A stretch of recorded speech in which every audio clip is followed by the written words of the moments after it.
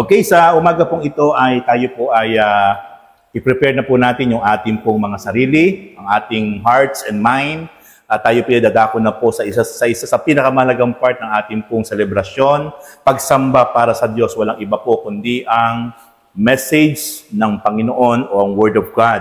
Okay, sa oras pong ito ay I want to share about the four horses of the Apocalypse. Ito pong message na ito ay naituro ko po nung tayo po ay nung first time ko po naituro ito, nung tayo po ay nasa 8 Waves Hotel pa po. Way back March 15, 2020. More than 4 years na po nakalipas. Doon ko po ito unang naituro sa 8 Waves po. At matapos ko po itong maituro, March 15, 2020, tanda ko po yon, sa bandang kinagabihan, ay ibinaba po ng ating gobyerno ang total lockdown. Doon po nagsimula yung padala-dalawang linggo, pa 50-15 days, tapos akala natin ay ganun lang kaiksi. Kaya nagtuloy-tuloy hanggang inabot po halos ng 2 taong mahigit o kulang 3 taon ang lockdown, ang worldwide po yon. At doon po sa panahong yon ng year 2020 ay napakarami pong naapektuhang mga mamamayan. Hindi lang po sa bansa natin, kundi sa iba't ibang dako ng Pilipinas, mundo, sa ating bansa sapagkat talaga maraming nagsarang negosyo, maraming namatay, maraming na-discourage, maraming na-hopeless, at marami talagang nawala ng pag-asa. Pero salamat sa Panginoon sa panahon ng pandemya. Pero tayo po ay patuloy po na nagpatuloy, na naglingkod, at patuloy po na talagang sumamba at nagpuri sa Panginoon. Amen. Natandaan niyo po ba yon? Na noong panahon na yon ay talagang maalala niyo po ay kayo po ay pinupuntahan ko sa inyong mga bahay at kasabay po yung pagdala po ng mga ayuda noong panahon na yon. Isa po tayo sa hindi natakot na lumabas, hindi po natakot na magkulong sa bahay. Yung po hindi ko makakalimutan na experience sa buhay ko sapagkat pinanghawakan ko po na meron tayong Diyos sa mag-iingat po sa bagamat. Delikado talaga na maglalabas noong time na yun, pero talagang nakatutuwa at nakagagalak sapagkat hindi tayo pinabayaan ng ating Panginoon. Sa panahon ng pandemya ay nandun tayo sa Ilasali, nasa open place tayo, talagang tayo tuloy-tuloy na sumasamba pagka hindi po nakababa talaga yung matinding level ng ECQ, tayo patuloy pong sumasamba. Pero pag tumaas po yung higpit ng kanila pong babala, tayo po humihinto pansamantala. Pero pag bumalik po uli yung pong yung GCQ ay bumabalik uli tayo na personal na pagsamba. Kaya yun po isang naging dahilan kung bakit ang bawat isang mga kapatid ay talagang hindi ng lamig, hindi ng lupaypay sapagkat tuloy-tuloy po tayong sumamba ng personal sa ating pong Panginoon. Kaya salamat sa Diyos sapagkat mula noon until now ay halos 4 years na po. 4 na taon na po ang lumipas. At ito po tayo nagpapatuloy talagang sumasamba sa ating Panginoon. Okay? Ito pong ating pag-aaralan po ngayon ay The Four Horses of the Apocalypse. Ito po ay mula po sa aklat ng Revelation o Pahayag. Ang aklat po ng Revelation, ang sumulat po niyan ay ang isa po sa apostol ng ating Panginoon na walang iba kundi si Juan. Si Juan po ang sumulat ng aklat ng Revelation o aklat ng Pahayag. At pag binasa niyo po ang Book of Revelation o Book of Apocalypse or Pahayag ay pag mababaw ka po sa pananampalataya at wala ka pang ganong alam sa iyong spiritual situation, maguguluhan ang isip mo. Malilito ka, bakit mapakaraming sinasabi dito na ganito, mga pangitain, ano ba ito, nangyari na ba ito, naganap na ba ito, o ano. At marami din po nagbabasa ng Bible, ito po sa aklat ng Revelation, ay sobra po talagang nagkakaroon ng matinding takot sapagkat matitindi po ang binabanggit sa Book of Revelation. Kaya nga po, ang Book of Revelation ay hindi po ito talaga dapat binabasa ng mga baguhan pa lang sa pananampalataya sapagkat baka po magkaroon ng matinding confusion, matakot, at hindi makabuti sa kanya po pasimulang pananampalataya. Ang dapat pong binabasa lamang ng mga nagsisimula pa lang po sa pananampalataya, yung pong 4 gospel, yung pong John, Book of John, Matthew, Mark, and Luke, nandyan po kasi ang istorya kung paano dumating sa lupa ang ating Panginoon, kung paano siya ipinanganak, kung paano siya nagministeryo, kung paano siya nagpagaling, kung paano niyang ipinahayag ang mabuting balita during that time na nasa lupa pa po siya. Kaya napakaganda po yun ang maintindihan ng napakaraming tao na wala pa pong tamang pagkaunawa sa Panginoon. Pagkatapos po noon, pwede ka na po magbasa ng iba't ibang mga libro. Kaya po, ako po baliktad. Ang napagbabasa ko po yung matitinding maunawaan. Ang napagbabasa ko po sa Bible ay yung mga kautusan, mga babala. Yung po kagad yung napagbabasa ko nung bago-bago pa lang po ako nagbabasa. Kaya lang po, ang kagandahan po sa akin nung nagbabasa ako ay talagang handong po yung guide ng banal na Espiritu. Naiintindihan ko po on the spot yung mga hiwaga sa Biblia. Kaya po mas mabilis akong lumalim at mas mabilis ko naunawaan yung kapahayagan ng Diyos. Kaya po napakaganda po talaga na tayo po talaga ay magkaroon ng personal na pagbabasa ng Bible with guided of the Holy Spirit. Okay. Ulitin ko po, ang aklat ng Revelation ay Ate Luz, pasok po kayo, Ate Luz. Good morning po. Sa Ate Luz po, yung kapitbahay natin sa tapat po yan, sa Ate Luz. Kapangalan po ni Ate Luz. Saka yung kanyang manugang. Okay, praise God. Sige po, tuloy po tayo. Ang ating topic po ay the four horses of the Apocalypse. Ito po ay pangitain ni Juan. Pinakita po sa kanya yung pangitaing ito. At yung pangitaing ito ay, ang aklat po ng pahayag ay nangyari na at muling nangyayari. Hindi pa nangyayari, mangyayari pa lang. Yan po yung aklat po ng Revelation. Kaya po karamihan po sa aklat po ng Revelation, kaya nga po tinawag na Revelation, kapahayagan, ipinakita ng Diyos kay Apostol Juan at ipinasulat sa kanya yung mga babala na mangyayari sa panahon na darating. Thank you, anak. Sa panahon ng darating ay ipinakita kay Apostol Juan, ipinasulat para mabasa natin at para po tayo ay maging maghanda at mag-prepare. Okay, ito pong pangitaing ito na ipinakita po kay Juan ng 4 na kabayo. At may mga nakasakay po sa kabayong ito. At yung 4 na kabayong ito ay iba't iba ang kulay.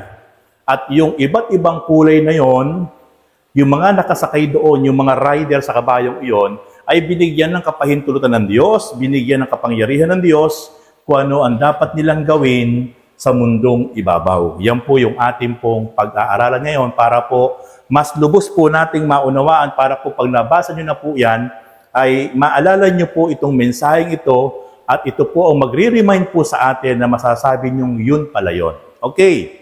The four horses of the Apocalypse, unang-una po na nakita po ni Apostol Juan na kabayo ay tinatawag na white horse.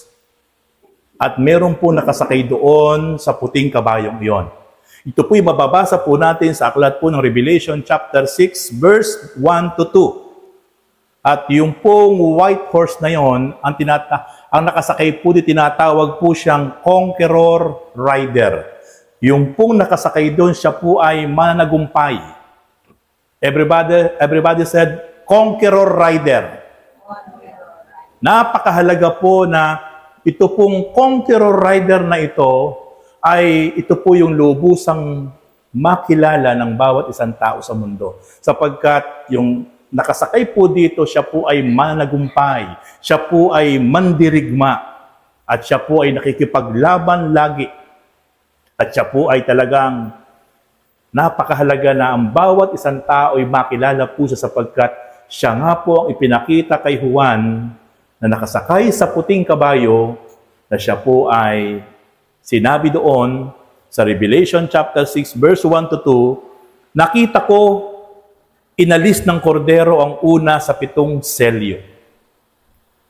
At narinig kong kasing lakas ng kulog na sinabi ng isa sa 4 na buhay na nilalang, halika. Verse 2, at nakita ko ang isang kabayong puti. Ang nakasakay ay may hawak na pana, binigyan siya ng korona, at siya'y umalis upang patuloy na manakop. Meron pong dalawang klase kasing mananakop na narito po sa mundo. Yung isa po ay sinasakop niya ang bawat kapangyarihan, ang bawat tao sa mundo, pero yung kapangyarihan niya ay galing sa kadiliman. Kaya mapapariwara, mapapalayo sa Diyos, mapapasama ang sitwasyon ng buhay ng mga taong nasakop ang buhay nila ng leader ng kadiliman na walang iba kundi si Satanas. Pero meron naman pong isang klaseng mananakop. Ito nga po yung nakasakay sa puting kabayo. Na kapag ikaw ay nasakop nito, ikaw ay napailalim sa kanyang kapangyarihan, iba po ang mangyayari sa buhay natin sapagkat magiging conqueror din po tayo. Magiging mananagumpay din po tayo. Gaya po nung nakasakay sa puting kabayong ito na walang iba kundi siya po ay rider of conqueror. Okay, ang tanong, sino ba yung nakasakay sa kabayong puting ito? Na nakita po ni Juan na isa sa apostol ng ating Panginoon. Okay, doon po sa Revelation, chapter 19, verse 11 to 13. Hayaan natin ang Biblia rin po ang sumagot. Doon po sa tanong na maaaring nagtatanong tayo, sino kaya? Sino kaya yung nakita ni Juan sa kanyang pangitain, sa kanyang vision during that time na merong isang puting-puting kabayo at merong nakasakay na tinatawag na conqueror rider. Siya ay mandirigma. Siya talaga ay managumpay sa bawat laban. Sabi po sa aklat ng Revelation, chapter 19, verse 11 to 13, pagkaraan nito'y nabuksan ang langit. Ano po nakita ni Juan? Yung langit nabuksan. At nung makita po niyang nabuksan ang langit, sabi po doon, at nakita ko ang isang kabayong puti. Ang sakay nito'y tinawag na tapat at totoo. Sapagkat matuwid siyang humatol at makipagdigma. Verse 12, parang nagliliyab na apoy ang kanyang mga mata at napuputungan siya ng maraming korona. Talagang yung mata nung nakasakay na yung sa kabayo para talagang nagliliyab. At nakita ni Apostol Juan na talagang napakaraming crown na nakaputong sa kanyang ulo. Nung makita niyang bukas ang langit at merong isang puting-puting kabayo na merong nakasakay. Ano ba po ang sabi? Nakasulat sa kanyang katawan ang pangalan niya, ngunit siya lamang ang nakakaalam sa kahulugan niyon. Meron nakasulat na pangalan sa kanyang katawan, pero walang ibang nakakaunawa kung ano ang ibig sabihin ng nakasulat sa kanyang katawan na pangalan. And then last verse, sa verse 13, puno ng dugo ang kanyang kasuutan at ang tawag sa kanya ay salita ng Diyos. Maalala niyo po sa John chapter 1, verse 1, sa pasimula pa'y kasama ng Diyos ang salita at ang salita ay Diyos. Kung naalala niyo po yon. May binanggit po sa Biblia na sa pasimula pa lang daw. Wala pa tayo. Wala pa ang mga nilikhang iyan, ang mundo, ang karagatan. Sa pasimula pa lang. In the beginning, kasama ng Diyos ang salita. Sino po kasama ng Diyos? Yung salita. At sabi doon, at ang salita ay Diyos. Dito po, binanggit po dito na yung pong nakasakay na yon sa kabayong puti na nakita ni Juan na puno ng dugo ay tinawag na ang salita ng Diyos. Okay. Sa Revelation chapter 19 verse 16, sabi po doon, nakasulat sa kanyang kasuutan at sa kanyang hita ang ganitong pangalan. Hari ng mga hari at Panginoon ng mga Panginoon. King of kings and Lord of Lord. Yung po nakasulat sa kanyang katawan at hita, nakaukit, King of Kings, Lord of Lord. Confirm, yung pong nakasakay sa puting-puting kabayo na conqueror rider ay walang iba kundi ang ating Panginoong Hesus. At siya po'y nakita ni Juan nang makita niyang nabuksan ang langit.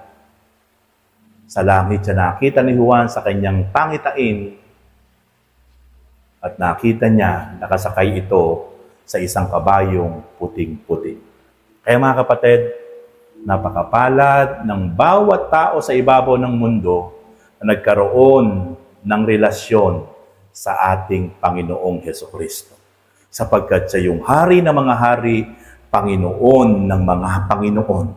At siya yung mandirigma na mananagumpay. Kaya ang bawat isang taong mananampalataya sa Kanya, anumang laban ang Kanyang kakaharapin, sapagkat ang Kanyang Panginoon ay managumpay, dadaloy sa Kanyang buhay ang pagiging conqueror. Hindi sa magiging talunan, sapagkat ang pinapanginoon niya, ang kanyang sinusunod, ang kanyang pinaglilingkuran, ay Panginoon ng managumpay na walang iba kundi ang ating Panginoong Hesukristo. Praise God! Kaya pansinin niyo po ang mga tao na nakakilala sa Panginoon, mga tunay na mananampalataya, kahit gaano kabigat ang kanyang kinakaharap na problema at pagsubok laban sa buhay. Anumang klaseng problema yan, hindi sa po pwedeng talunin ng mga problemang iyan. Bakit? Sapagkat meron siyang pinagkukunan ng lakas. Meron siyang pinagkukunan ng tagumpay. Walang iba kundi yung nakasakay sa puting-puting kabayo na yon, na walang iba kundi yun ay mananagumpay, mandirigma, na walang iba kundi ang ating Panginoong Hesukristo. Yan po ang dahilan, mga kapatid, kung bakit anuman na nagaganap sa ibabaw ng mundo, anuman na nangyayari sa ibabaw ng mundo, anuman ang mga hadlang, pero hindi tayo naaapektuhan. Bakit? Patuloy natin na overcome ito. Bakit? Sapagkat meron tayong Panginoon na nagbibigay sa atin ng tagumpay at kalakasan sa ating pong buhay. Amen? Praise God! Hallelujah! Kaya napakapalad po ng bawat isa po sa atin na tunay nga po ang ating nakilala, ang ating tinanggap, ang ating ginawang Panginoon at Hari sa ating buhay ay walang iba kundi ang ating Panginoong Hesukristo. Sa lugar na ito, siya po yung ating sinasamba, siya po yung ating pinararangalan, siya po yung ating pinapupurihan. Kaya po sa bawat pagkakataon na tayo po ay gumagayak, nagpiprepare, anuman ang hadlang, anuman ang pumipigil sa atin, tayo po'y nakararating sa lugar na ito. Every time na tayo po ay nagsasama-samang sumasamba, worth it yung ating ginagawa, sapagkat yung ating pinupuntahan sa lugar na ito ay Panginoon ng mga Panginoon at Hari ng mga hari na walang iba kundi ang ating Panginoon. Praise God! Hallelujah! Ito yung nakita ni Juan sa kanyang pangitain na daan-daan libo na po ang lumipas na panahon. Libong mga taon na po ang lumipas at naisulat at ipinakita sa kanya ang pangitaing ito. Ikalawa po, nauri ng kabayo. Yung tinatawag na black horse, itim na kabayo. Una, puting-puting kabayo, may nakasakay, walang iba kundi ang ating Panginoon. At yung sumunod, itim na kabayo, meron din pong nakasakay. Ito po yung kanyang nakita. At yan po yung mababasa po natin sa Book of Revelation chapter 6, verse 5 to 6. Sabi po diyan, inalis ng kordero ang pangatlong selyo. At narinig kong sinabi ng pangatlong buhay na nilalang, halika, isang kabayong itim ang nakita ko at may hawak na timbangan ang nakasakay dito. Yung nakasakay sa kabayong itim, may hawak pong timbangan. Alam niyo po ba yung timbangan na gaya po nung taban po nung babaeng may piring? Sa tinatawag na justice. Tapos meron pong dalawa yun na parang naglalaro. Yun po yun. Yun yung nakita po ni John. nakasakay sa kabayong itim na may nakasakay po na may hawak pong timbangan. Ano po ang sabi?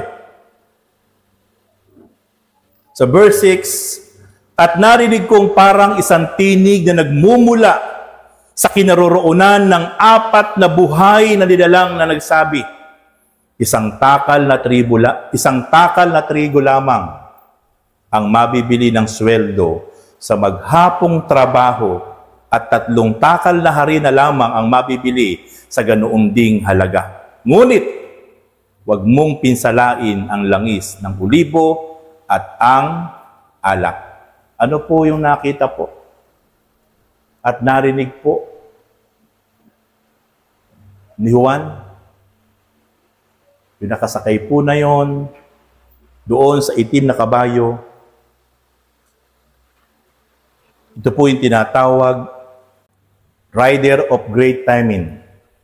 Sobra pong kahirapan ang mangyayari at magaganap sa ibabaw ng mundo. Binigyan po ng kapahintulutan ito na magsasabog ng sobrang kahirapan sa buong mundo. Na darating po ang panahon ay yung maghapon mong pinagpagalan sa pagtatrabaho ay isang taka lang po na trigo ang iyong mabibili. At mapapansin po natin ay unti-unti sa ating pong kapanahunan ay nangyayari na po yung patuloy po na pagtaas ng mga bilihin. Napansin po natin sa atin lang pong kapanahunan ay dati po ay ang bigas po ay 30, 40 ngayon po sa mga pamilihan ay 60 na po. 56, ala pa pong lasa. Para gusto mo ng masarap na bigas ay kailangan bumili ka ng 58 or 60 ang 1 kilo. Yun talagang may lasa. Kung gusto mo ng walang lasang bigas, merong binebenta ang ating gobyerno ay 36, 38 pesos per kilo pero pipila ka, 5 kilo lang po mabibili mo sa bawat isang bibili. Limitado lang po. Ibig sabihin po, talaga pong doon na po patungo, pataas ang bilihin. Nung araw po, natatandaan ko, ang gamit po ng mga kananayan pag namamalengke, kung hindi po basket, bayong. Yung 100 piso, pag namalengke sila, meron na pong bigas, meron na pong ulam, karne, isda, gulay. Yung 100 po ay talagang ilang araw po yung pwede po yun ay talagang maging ulam. Punong-puno po yung mga basket nila. Pero ngayon po yung 1,000, pag namalengke ka, bumili ka lang po ng 1 kilong baboy, 1 kilong isda, 1 kilong manok, kukulangin pa po yun. Nakalagay lang po sa isang supot na maliit. Ang problema po, wala ka pa pong panahog, wala ka pa pong bigas. 1,000 po yun sa panahon natin. Kaya makikita po natin talaga na unti-unti talagang nararanasan po ng mundo ang talagang sobra po talagang kahirapan. Kaya po yan ang sinasabi po, nung nakita po ito ni Juan, ay makikita po natin na talagang itong nakasakay sa puting itim na kabayo ay talagang magdudulot ito ng kahirapan sa buong mundo. And then, next po ay tinatawag na red horse. Ito po yung tinatawag na rider of war. Sabi po dyan sa Revelation 6, 3 and 4, inalis ng kordero ang pangalawang selyo at narinig kong sinabi ng pangalawang buhay na nilalang, halika!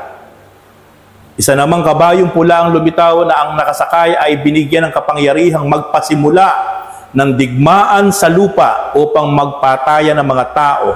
Binigyan siya ng isang malaking tabak. So makikita po natin, yung palang pagpapatayan ng mga tao sa iba't ibang panig ng mundo, yung palang digmaan at gera sa iba't ibang panig ng mundo, bansa sa kapwa bansa, yan pala'y pinahintulutan ng Diyos. Ipinakita na po yan kay Apostol Juan, na nakita po niya yung tinatawag na pulang kabayo. Pulang-pulang kabayo na ang simbolo na nakasakay po doon ay binigyan ng kapahintulutan na maghasik ng digmaan sa lahat ng panig ng mundo. Magpatayan.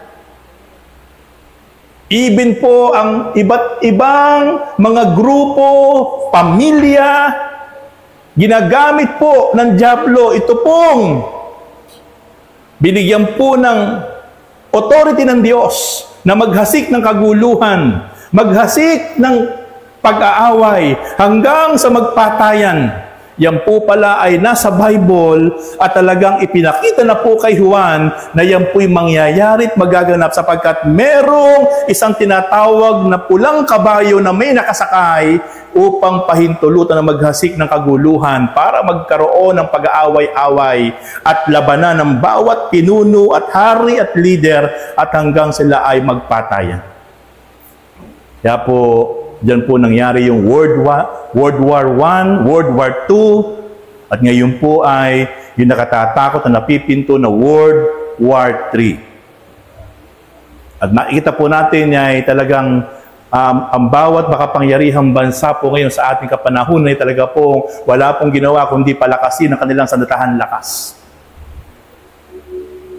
Kumbaga po ay konting spark lang po, pag nagningas po yan, tuloy-tuloy na po at ito po yung tinatawag na World War III. At na nakatatakot po sa ating kapanahunan ay masyado na pong maraming mga nuclear weapon ang mga makapangyarihang bansa. Napakarami pong mamamatay na tao kapag po nagliparan ng mga missile, ng mga nuclear weapon mula po sa China, mula po sa Russia, mula po sa India, mula po sa Amerika, mula po sa North Korea. Yan po yung mga napakarami mga nuclear weapon. At kapag po pinalipad po nila, bukod sa wasak ang maraming mga building, maraming mga kabuhayan ng tao, kapag kumalat po yung usok na yon, malanghap lang po ng tao yung usok na yon, yung po ang kikitil ng napakaraming tao, yung pong chemical ng nuclear weapon. Ito na po narito na po tayo sa panahong ito. At ito po pala ay bago maganap, inihayag na ng Diyos, ipinasulat na ng Diyos kay Juan para ito ay maging babala sa maraming tao at makapag-prepare po tayo. Kaya po mga kapatid, sa ayaw po natin sa gusto talaga, ito'y pinahintulutan ng Diyos, binigyan siya ng kapangyarihan na maghasik para magkalat ng kaguluhan, galit, puot, para mag-away-away at maggera at magpatayan ang mga bawat hari sa lahat ng panig ng mundo. Even ang maraming mga institusyon, ang maraming mga grupo, kasama na po ang bawat pamilya at ang church. Ganyan na po, yan po'y magaganap at mangyayari sa bawat panig ng mundo. Na ang mga tao'y manlalamig ang pag-ibig ng marami at talagang ang iisipin lagi niya yung kanyang kapakanan at di baling maraming mamatay para lang po maganap at mangyari yung kanyang sariling nasa. Ganyan po ang tao sa huling panahon. Kaya po mga kapatid, patuloy po tayo sama-sama na talagang maging dumulog po tayo sa Panginoon na yung pong mga ganap na ito ay talagang tayo po ay maging mediator. Ipanalangin po natin yung mga pinuno, yung mga leader ng ating bansa sa ating kapanahunan ay tunay ngang hipuin sila ng ating Panginoon. Even po, sa ating pong pamilya, sa church, talagang gagawa ang kaaway para po maghari ang kaguluhan, maghari po ang galit, maghari po ang puot, hanggang sa mawasak at may mangyaring hindi maganda sapagkat merong pinahintulutan ng Diyos para maghasik ng mga bagay na yan. Pero salamat sa Diyos, tayo po'y magagamit ng Diyos para po maghasik ng pagkakaisa, ng pagkakaunawaan, ng pag-ibig, ng pagpapatawad sa isa't isa para mapanatili po ang kalooban ng ating Panginoon Diyos sa ating mga pamilya, sa ating pong pamilya sa church. Sa individual church sapagkat yan po ang nais ng Panginoon. And then next, ika-4, yung tinatawag na pale horse. Ito po yung maputlang kabayo na nakita po ni Juan. Ito po yung tinatawag na rider of death. Sabi po sa Revelation 6:7-8, inalis ng kordero ang pang-apat na selyo at narinig kong sinabi ng pang-apat na buhay na nilalang halika. At ang nakita ko na may isang kabayong may maputlang kulay. Ang pangalan ng nakasakay dito ay Kamatayan.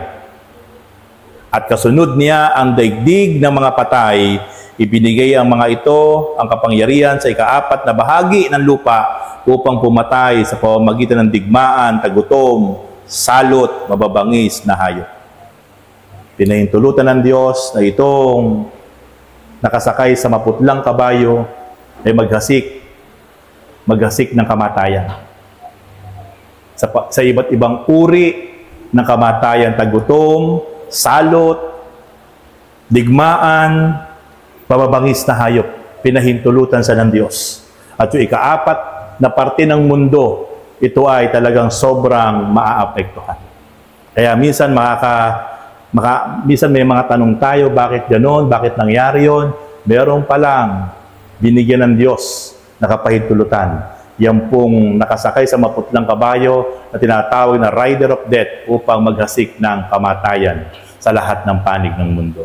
Sabi po dyan sa English translation sa Revelation 6:7-8, basahin natin. When the Lamb opened the fourth seal, I heard the voice of the fourth living creature say, Come! I looked, and there before me was a pale horse. Its rider was named Death, and Hades was following close behind him. They were given power over a fourth of the earth to kill by sword, famine, and plague, and by the wild beasts of the earth. Binanggit po din yung plague, yung po'y salot. Sa pamamagitan po ng isang kaparaanan ay para maraming mamatay na tao, yung salot ay talagang siya po yung may control noon, yung nakasakay sa maputlang kabayo. Pinahintulutan sa ng Diyos na maghasik ng mga salot, digmaan, tagutom para maraming taong mamatay.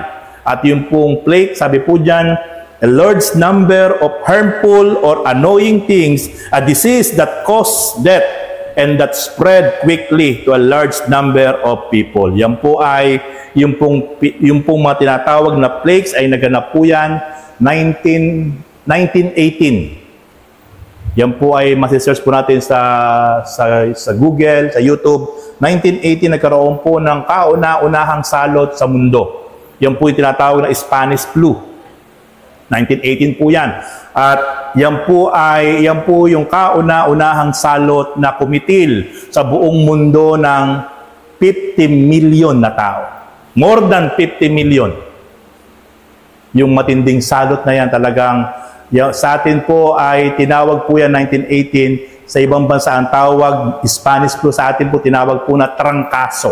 I-search nyo po. Trangkaso, 3 araw kalalad natin sobra, talagang ang dami pong namatay.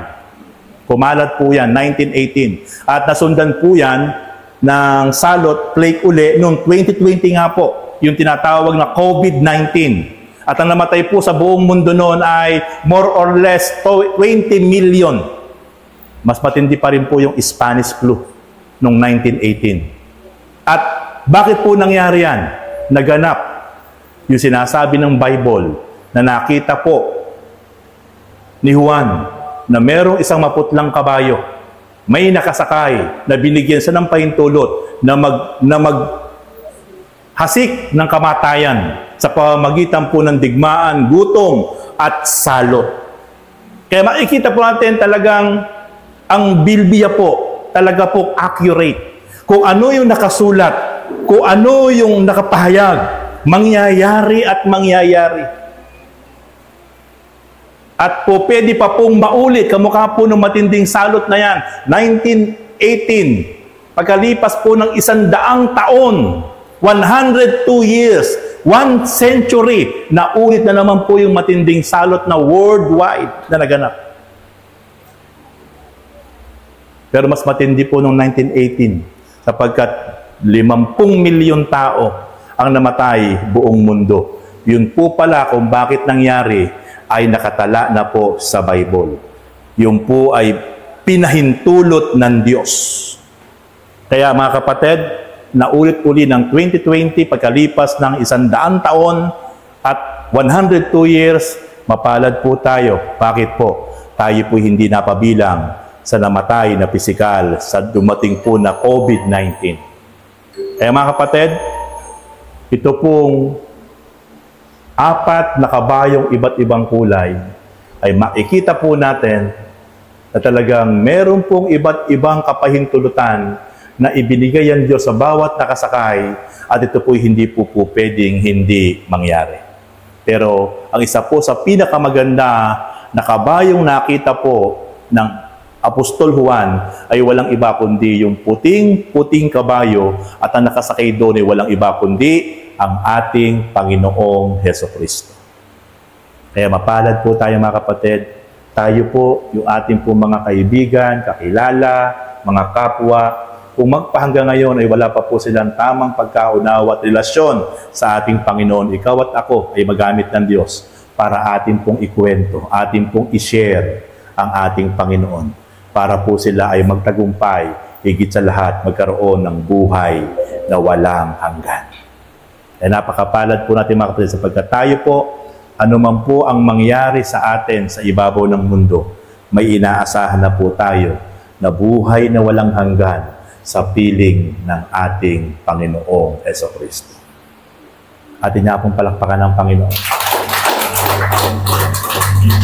Mga kapatid, ang ating pong buhay ay it is temporal. Temporary lang po ang buhay natin. At hindi natin dapat katakutan ng kamatayang pisikal. Natapatin ko po kayo, huwag kayo matatakot na mamatay. Kung talagang tayo po ay lilisan na sa mundong ito, ang pinakamaganda, yung ipinagkatiwala sa atin ng Diyos na buhay sa mahabang panahon, ang pinakamaganda na gamit natin ayon sa kalooban niya. At ang pinakamasarap pong buhay ay yung buhay na darating sa kabilang buhay. Na ang pangako ng Lord, kanyang isasama doon sa kanyang kaharian na ipinrepair ang bawat tunay na mananampalataya na nanalig, sumunod sa kanyang kalooban. Kaya ito po yung ating inaabangan mga kapatid. At tayo naman po habang nabubuhay sa mundo, tatapatin ko po kayo, napakaraming battle na ating kakaharapin sa ibabaw ng mundo. Napakaraming battle, napakaraming pakikipaglaban sa lahat ng aspeto ng ating buhay. Ang kailangan natin maging managumpay. Huwag mo nga hayaang madadaig ka, matatalo ka ng kaaway. Kaya nga meron tayong Panginoon. Ang ating Panginoon na talagang tunay na conqueror, walang iba kundi ang ating Panginoong Hesukristo. Kaya napakapalad po natin sapagkat meron tayong nakilala na Panginoon na magbibigay sa atin ng tagumpay sa bawat laban ng ating buhay sa ibabaw ng mundo. Alam niyo mga kapatid, sa bawat kinakaharap natin sa ibabaw ng mundo, pamilya mo, anak buhay mo, kaibigan mo, kapwa mo, nakapaligid sa iyo, kapatid, yan po ay laban. Kung paano mo yan haharapin ng positibo sa tulong ng Diyos. Kailangan mo mapagtagumpayan yan. Ang sinasabi mapagtagumpayan mo, yung mananatili ka na tumatakbo patungo sa finish line doon sa kalooban ng ating Panginoon. Huwag kang hihinto, kapatid. Sapagkat kapag huminto ka, napagal ka, umatras ka, tumalikod ka, ikaw ay talo. Yan po lahat ay ating pong mararanasan. Punta na po ako sa conclusion. Ito na po magtatapos sa last verse na ito. Sa Revelation chapter 14 verse 13. At narinig kong mula sa langit ang isang tinig na nagsasabi. Narinig po ni Apostol Juan na may nagsasalita mula sa langit. Personal po niya narinig ang isang tinig mula sa langit. At ano po ang sinasabi ng tinig na yon na mula sa langit na narinig ni Apostol Juan at kanyang naisulat? Isulat mo mula ngayon, mapalad ang naglilingkod sa Panginoon hanggang kamatayan. Wow! Praise God. Purihin ang Panginoon. Sino po ang mapalad? Na mismong sinabi ng Diyos, lumabas sa kanyang bibig, narinig ng personal ni Juan, mapalad ang bawat isa na mananatiling naglilingkod hanggang kamatayan. Hindi po hanggang kabataan. Hindi po hanggang ikaw ay walang problema. Hindi po ikaw ay hanggang ikaw ay malakas lang. Pero pagkatapos nun huminto ka, hindi po. Ang tunay pong blessed ay yung mga taong nakakilala sa Panginoon, naglingkod hanggang kamatayan. Kamukha po ni Apostol Pablo. Hanggang kamatayan, hanggang sa pinugutan sa ng ulo, walang pagsisisi na naglingkod sa Diyos.